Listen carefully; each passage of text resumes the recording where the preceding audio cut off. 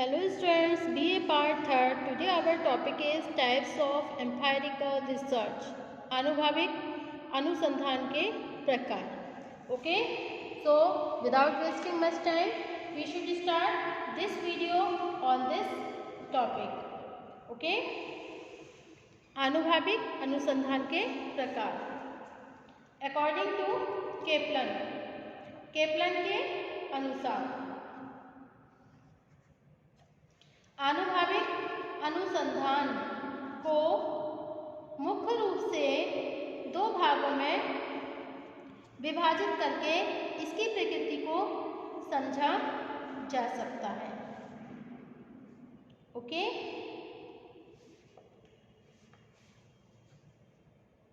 इन्हें हम अर्थपूर्ण अनुभववाद तथा बोधपूर्ण अनुभववाद कहते हैं.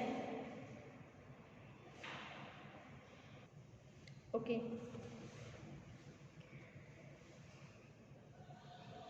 विभिन्न विद्वानों ने आनुभविक अनुसंधान की प्रकृति को इसके कुछ प्रकारों के आधार पर स्पष्ट किया है.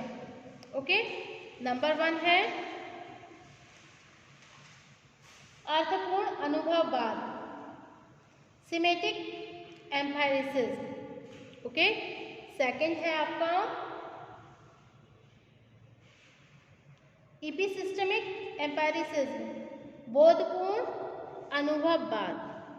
ओके, अर्थपूर्ण अनुभववाद आनुभविक अनुसंधान का यह प्रकार इस मान्यता पर आधारित है कि प्रत्यक्ष अनुभव द्वारा प्राप्त किए गए ज्ञान को इसके वास्तविक अर्थ के संदर्भ में ही स्पष्ट किया जा सकता है. इसका तात्पर्य है यदि हम किसी उपकल्पना अथवा अवधारणा की सत्यता को जानना चाहते हैं तो अनुभव के द्वारा यह जानना आवश्यक है कि उस विषय से संबंधित क्रिया अथवा व्यवहार का किस अर्थ में प्रयोग किया जा रहा है. अनुसंधान के इस प्रकार को सबसे पहले मैक्स वेबर ने व्याख्यात्मक बोध, इंटरप्रिटेटिव अंडरस्टैंडिंग के नाम से संबोधित किया था. वेबर का यह मानना था कि एक विशेष सामाजिक क्रिया अथवा व्यवहार में कर्ता के दृष्टिकोण के अनुसार जो अर्थ और प्रयोजन निहित होता है उसे समझकर ही कोई समाजशास्त्रीय अनुसंधान किया जा सकता है. एंड इन अदर वर्ड्स, कोई व्यवहार जिन मूल्यों और अर्थों को ध्यान में रखते हुए किया जाता है, सामाजिक तथ्यों का विश्लेषण उन्हीं के संदर्भ में करना संभव है.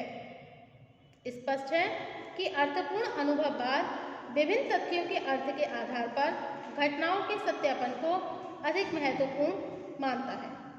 इस दृष्टिकोण से विभिन्न अवधारणाओं को सिद्धांतों के संदर्भ में ही नहीं बल्कि क्रियाओं और व्यवहार के अर्थ के संदर्भ में भी समझना आवश्यक है. इससे अनुसंधानकर्ता का दृष्टिकोण अधिक व्यवहारिक और अर्थपूर्ण बन सकता है. इट्स द रियलिटी, यह वास्तविकता है कि किसी भी क्रिया अथवा कथन का वास्तविक अर्थ उसके सामान्य अर्थ से भी भिन्न हो सकता है, मतलब अलग हो सकता है. इस दशा में किसी क्रिया का व्यवहार के निहित अर्थ के आधार पर ही उसकी सत्यता को समझना संभव है. अर्थपूर्ण अनुसंधान इस बात में विश्वास नहीं करता कि एक विशेष प्रकार के व्यवहार का उद्भव किस प्रकार हुआ. यह विभिन्न सामाजिक घटनाओं के परिणामों को जानने पर अधिक बल देता है. नेक्स्ट, सेकंड टॉपिक है हमारा बोधपूर्ण अनुभववाद, इपिसिस्टमिक एम्पायरिसिज्म. ओके,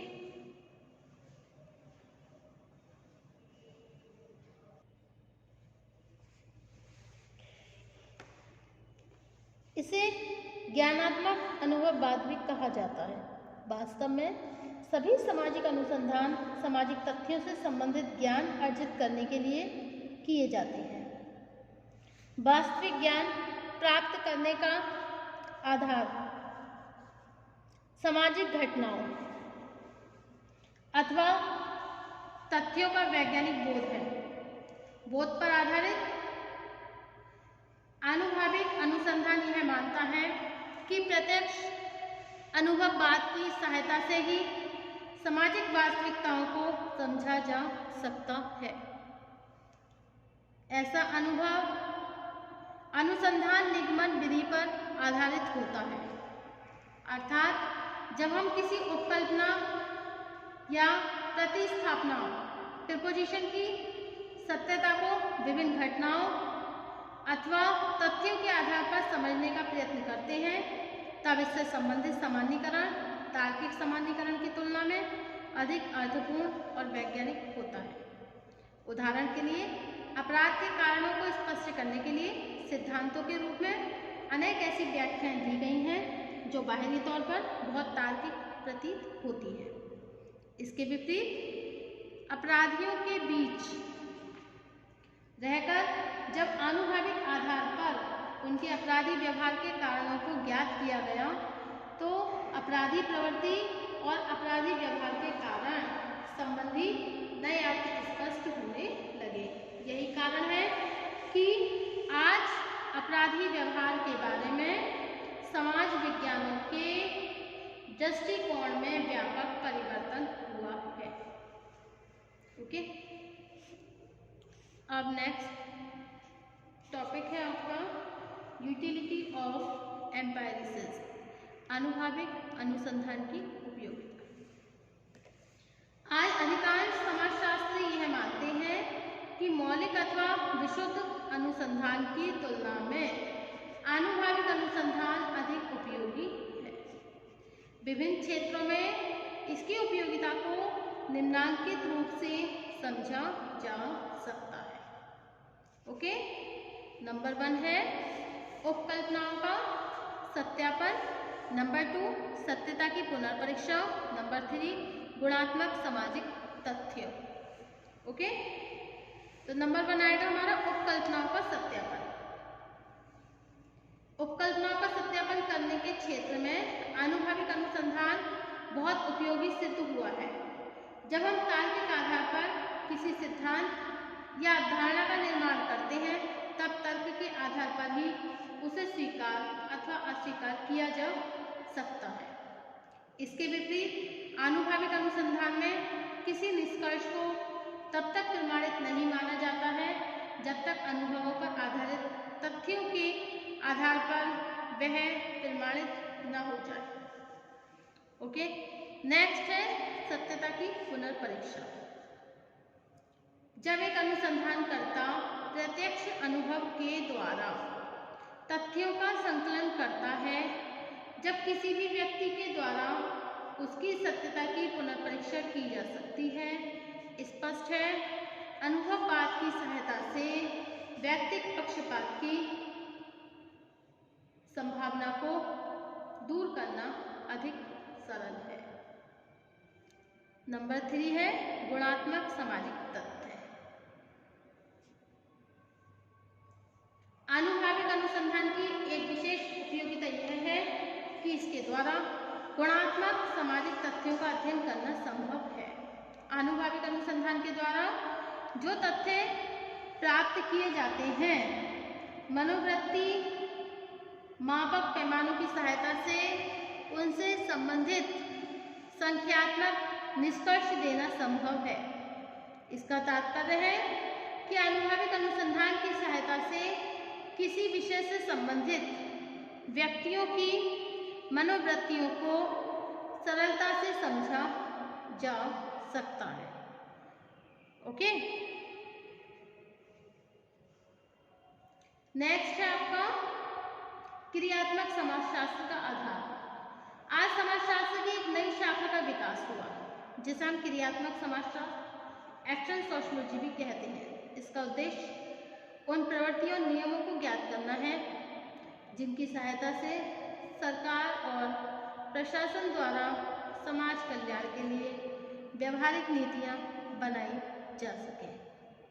आनुभविक अनुसंधान क्रियात्मक समाजशास्त्र का आधार है।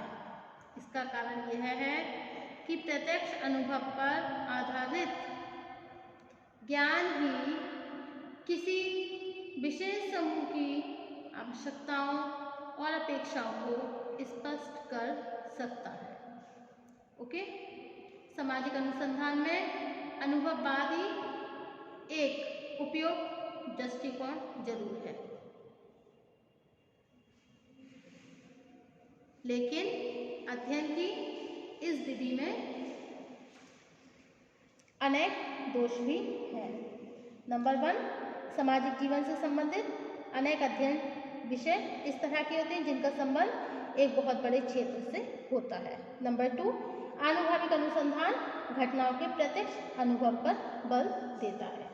नंबर 3, आनुभविक अनुसंधान के आधार पर वैज्ञानिक दृष्टिकोण तभी दिए जा सकते हैं जब अनुसंधानकर्ता पूरी तरह प्रशिक्षित हो।